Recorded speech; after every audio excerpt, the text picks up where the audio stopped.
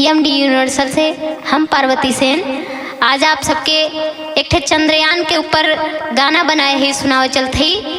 तो चंद्रयान के गाना ऐसे है कि पहले चंद्रयान 1 गा तो जो है कुछ जानकारी मिली, फिर चंद्रयान 2 गा तो मन कुछ गड़बड़ी रही ओका अपने सब जनबे ना करी, फिर चंद्रयान 3 गा तो पहुँच गया हुआ।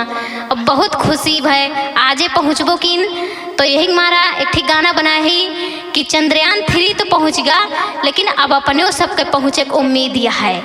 तो यही हमारा नई एक थी दुल्हन जैसे आज मौके सोचती है वैसे आवे वाली और नई की दुल्हनियाँ सोची हैं। तो काव सोचती है कैसे सोचती है आप आवे गाना में सुने। बहुत बहुत धन्यवाद।